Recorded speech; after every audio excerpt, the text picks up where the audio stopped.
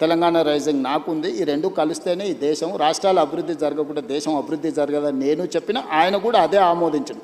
మా మధ్యలో రెండు ప్రభుత్వాల యొక్క సహకారము, పాలసీ పెరాలసిస్ లేకుండా పాలసీ ఎక్స్చేంజ్ చేసుకోవడానికి అవసరమైన ప్రణాళికలు మాట్లాడుకున్నాము.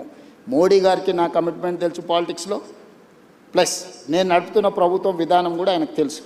కాబట్టి రాజకీయాలకు తావులేదు. ఆయన ఒకవేళ అక్కడ మాట్లాడినుంటే, పరేడ్ గ్రౌండ్లో ఇదే మాట్లాడినుంటే పార్టీ మీటింగ్ కాబట్టి చెప్పేటోని. మేము కలిసి పాడుకున్నదే ప్రభుత్వ అధికారిక కార్యక్రమం, మైకుల ముందల్లే ఇద్దరం మాట్లాడుకున్నాం. దీంట్లో ఒకవేళ నువ్వు అనుకున్నది ఉంటే తెర వెనుక కూడా మాట్లాడుకోవచ్చు కదా నరసింగ్. అవును. కాబట్టి ఆయన తెలంగాణ రాష్ట్రానికి ఇబ్బంది పెట్టడం కోసం బహుశా మిమ్మల్ని అలా ఇన్విటేషన్ అందరు ఎదురుగానే మాట్లాడిండు. ఇది అందరు బహిరంగంగా జరిగిందే.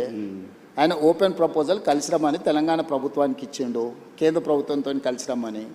కేంద్ర ప్రభుత్వంతో మీరు అంత ఫార్మల్గా చెప్పండి. మీరు పొలిటీషియన్ కంటే కూడా పొలిటికల్ అనలిస్ట్గా చాలా బాగా పాలిటిక్స్ అనలైజ్ చేస్తారు, నాకు తెలుసు. ముఖ్యమంత్రిని ప్రధానమంత్రి పాజ్ ఇచ్చి టీచ్ చేస్తున్నట్టుగా మాట్లాడితే దాన్ని రకరకాలుగా అనుకుంటే మంచిదే కదా. నాకు డిమాండ్ ఉందని నీకన్నా అర్థమైంది కదా. పోనీ రేవంత్ రెడ్డికి డిమాండ్ లేదు, అవుట్డేటెడ్ కాదు, రేవంత్ రెడ్డికి డిమాండ్ ఉంది అనేది అర్థమైంది కదా. డిమాండ్ అండ్ సప్లై కదా మార్కెట్ అంతా. సో రేవంత్ రెడ్డికి ఈ దేశంలో డిమాండ్ ఉంది, అది తెలంగాణ ప్రజలకు గౌరవము. నేను తెలంగాణ ప్రజల కోసమే పనిచేస్తా, నాయకుడు రాహుల్ గాంధీ గారి సూచనల మేరకే పనిచేస్తా. నాకు గొప్ప అవకాశం అనుకుంటున్నా సోనియా గాంధీ గారితో కలిసి పనిచేయడం.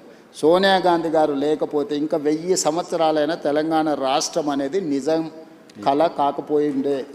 సోనియా గాంధీ గారు తెలంగాణ ఇచ్చిండ్రు కాబట్టి ఆ కృతజ్ఞతతోనైనా ఈ తెలంగాణ సమాజం తరఫున సోనియా గాంధీ గారితో కలిసి పనిచేయాలనేది నా భావన. నేను 2017లో కాంగ్రెస్లో చేరినప్పుడు రాష్ట్రంలో అధికారంలో లేదు, కేంద్రంలో అధికారంలో లేదు, కనుచూపు మేరలో వస్తుందన్న ఆశ కూడా లేదు. ఆ రోజు టీడీపీలో చేరినప్పుడు కూడా టీడీపీ అధికారంలో లేదు. సో నేను ఏ రోజు కూడా ఒక రోజు పార్టీ 2007లో నేను చంద్రబాబు నాయుడు గారితో చేరినప్పుడు రాజశేఖర రెడ్డి గారు ఎంత బలమైన నాయకుడు, ప్రభుత్వం ఎంత బలంగా ఉండేనో తెలుసు రాష్ట్రంలో కేంద్రంలో. 2017లో నేను కాంగ్రెస్లోకి పోయినప్పుడు ఇక్కడ చంద్రబాబు నాయుడు గారు, అక్కడ మోడీ గారు అధికారంలో ఉన్నారు, ఎంత బలంగా ఉండేనో నీకు తెలుసు. అయినా నేను పోయి కాంగ్రెస్ పార్టీలో చేరిన. సో నేను నా మనసుకు నచ్చినట్టుగానే చేస్తా. నేను అవకాశాల కోసం అవకాశవాదిగా నేను వ్యవహరించను.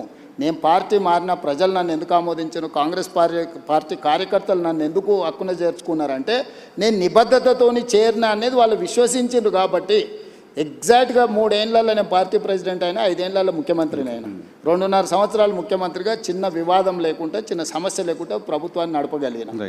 సో ఇక్కడ నేను కన్విక్షన్తో చేస్తాను. నేను చేసేటివన్నీ 100% కరెక్ట్ అని నేను చెప్పను. 10 పనులు చేస్తే 3-4 తప్పులు జరుగుతాయి, సరిదిద్దుకొని ముందుకు వెళ్తా. అన్నీ మనం చేసేటప్పుడు మంచి జరగాలనే చేస్తాము. మీరు కూడా ఒక 10 ప్రశ్నలు అడిగినారు. దీంట్లో ఒక 3-4 బ్రహ్మాండంగా ఉంటాయి, ఒక 2-3 యావరేజ్గా ఉంటాయి, ఒక 2-3 కొంతమందికి నచ్చకపోవచ్చు, అవసరమా ఇది అని అనుకోవచ్చు. కాకపోతే ఏం చేయకుంటుంటే ఏ తప్పు జరగదు.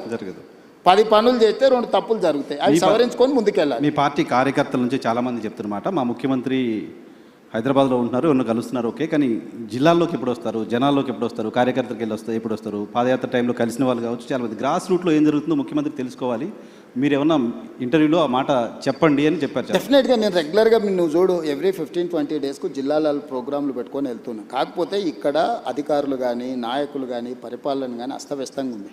దీన్ని అత్యంత సమయము ఇక్కడ కేటాయించి దీన్ని పట్టాలు ఎక్కించకుండా మళ్ళీ గ్రామాలకు వెళ్ళినా. ఒకప్పుడు నేను సమస్యల్ని లేవనెత్తడానికి గ్రామాలకు వెళ్ళినా, ఇప్పుడు సమస్యలను పరిష్కరించడానికి వెళ్ళాలి. పరిష్కరించాలా అంటే నాకు నిధులు ఉండాలి.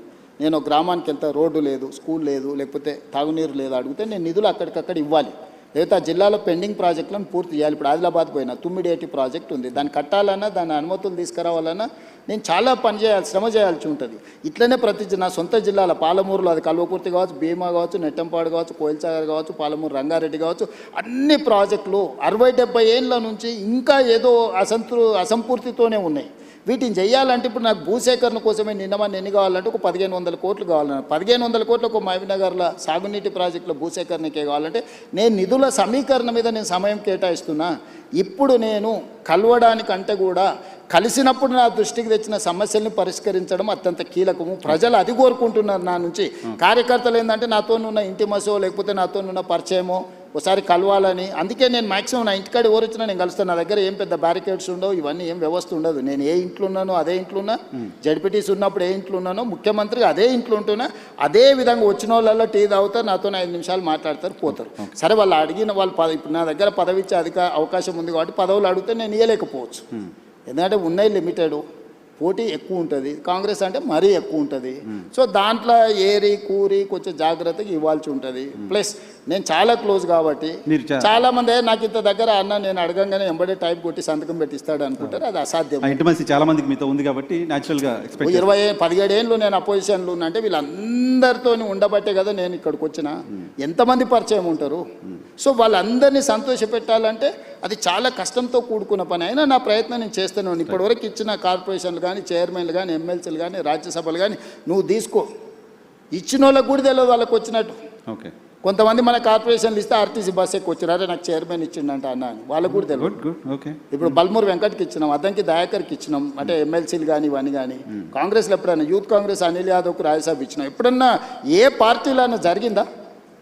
మంత్రులు శ్రీహరి మా జిల్లా పార్టీ ప్రెసిడెంట్, అడ్లూరు లక్ష్మణ్ మా జిల్లా పార్టీ ప్రెసిడెంట్, వీళ్ళందరూ ఇవాళ మంత్రులు అయినరు కదా. ఇట్లాంటి వాళ్ళని కింది నుంచి వచ్చిన వాళ్ళను, జిల్లా ప్రెసిడెంట్లను, లేకపోతే చిన్న పదవులు ఉన్న వాళ్ళను శంకర్ నాయక్ జిల్లా ప్రెసిడెంట్ ఇస్తే ఎమ్మెల్సీ చేసినాం. ఇట్లా నువ్వు వెడమ బొజ్జు ఇందిరమ్మ ఇంట్లో ఉంటాను నేను, ఏదో గుడి నాగోబ జాతరకు పోతే చిన్న కార్యకర్త అక్కడ ఉన్న వాళ్ళని గుడికాడ వాళ్ళ వీళ్ళని జరుపుతుంటే కొంచెం యాక్టివ్గా అనిపించినారు. ఆ పిల్లోని ఇక్కడ పిల్లు ఫోన్ నెంబర్ రాసుకొని మా పిఏ చెప్పి వాని పేరు రాసుకొని వాని టికెట్ ఇస్తే వాడు ఈరోజు ఎమ్మెల్యే అయ్యిండు. మందుల సామెల్ నీకు కూడా బాగా తెలుసు. టికెట్ ఇవ్వాలనుకున్నప్పుడు పిలిచిన, అంటే ఆయన అడిగిండు వచ్చి ఎన్ని ఉన్నాయన్న, 2 ఉన్నాయి సార్ అన్నాడు. సరే పో అని చెప్పిన. ఇవ్వాలనుకున్నప్పుడు పిలిచిన, ఏదో ఉన్నాయన్నావు కదా 2 అంటే 2 కోట్ల అన్న. కాదు సార్ 2 లక్షలు అన్నాడు. మరి ఉన్నాయా 2 లక్షలు అన్న? లేదు సార్ నిన్న మన హైదరాబాద్కు నాయకుల దగ్గర తిరగడానికి 1,50,000 ఖర్చు అయిపోయినాయి, 50,000 ఉన్నాయి సార్ అన్నాడు. పోనీ 50,000 అన్న మరి నామినేషన్కి దీనికి ఉంటాయంటే అవి కూడా ఎక్కడికి సార్ నువ్వు టికెట్ ఇస్తే బట్టలు కొనుక్కోవాలన్నాడు. అంటే ₹1 లేకుంటే టికెట్ ఇచ్చినాయి.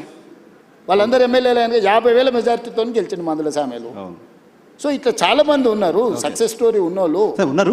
ఇప్పుడు ఆస్పిరేషన్స్ ఉన్నాయి, మిమ్మల్ని రావాలి, మీరు జిల్లాలో తిరగాలి అని కోరుకుంటున్న వాళ్ళు చాలా మంది ఉన్నారు. సరే, డెఫినెట్గా నేను చెప్పేది ఏంటంటే ఒక్కోసారి ఒకరికి అదృష్టం వరిస్తుంది, ఒకరికి కష్టం వరిస్తుంది, ఒకరికి ఆలస్యం అవుతుంది. కానీ నా దగ్గర ఏ కుర్చీ ఖాళీగా పెట్టాను. వీలైనంత వరకు చాకలి ఐలమ్మని ఎవరైనా గుర్తుపెట్టుకుర్రా? శ్రీకాంతాచారి తల్లిని ఎవరైనా గుర్తుపెట్టుకుర్రా? మహిళా కమిషన్ మెంబర్ ఇచ్చారు. కోదండరామ్ సార్ని ఎవరైనా గుర్తుపెట్టుకున్నారా?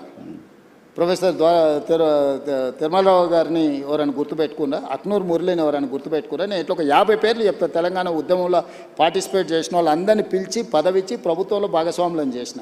ఓకే. సో 9 మంది కళాకారులను గుర్తించి కోటి రూపాయలు ఇచ్చి వాళ్ళకు పట్టాలు ఇచ్చి రాష్ట్ర అవతరణ దినోత్సవం గుర్తించిన. అందశ్రీ రాసిన పాట తెలంగాణ ఉద్యమాన్ని ఎక్కడికి తీసుకెళ్ళింది?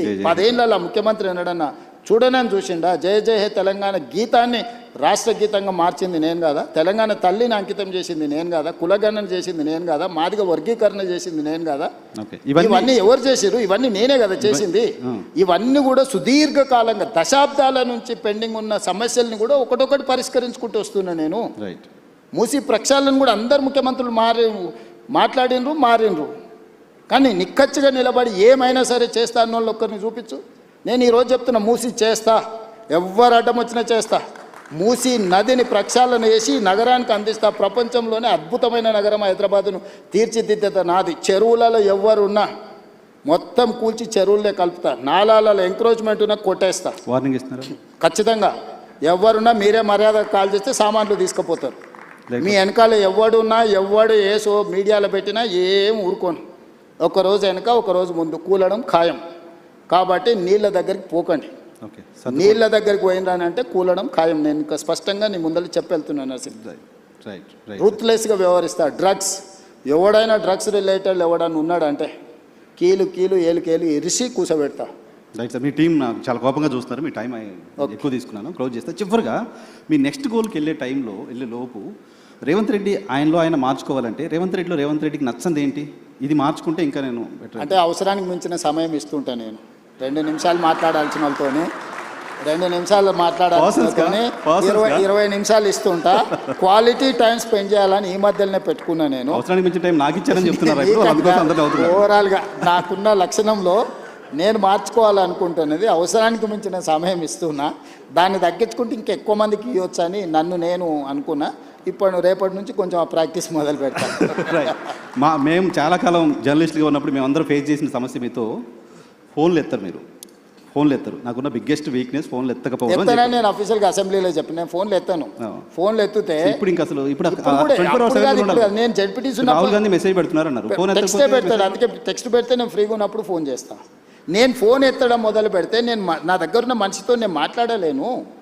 నువ్వు 10 నిమిషాలు టైం తీసుకొని వస్తే 10 నిమిషాలు పక్క రూమ్లో పోయి ఫోన్ మాట్లాడిన అనుకో, నువ్వేమనుకుంటావు?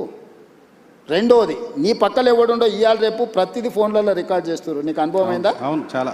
స్పీకర్ ఫోన్ ఆన్ చేసి చూడు ఇప్పుడు ముఖ్యమంత్రితో మాట్లాడతాను, రాత్రి 12ంటికి ఫోన్ చేస్తాడు వాడు, నాకు దగ్గరోడు.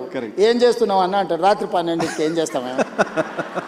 ఏందిరా నీ సమస్య ఏంటంటే మా ఇంట్లోకి పాము వచ్చిందన్న, నువ్వు పాము సంగతి ఏందో చూడ అంటే నేను పోయి పాము పట్టుకోవాలన్నా.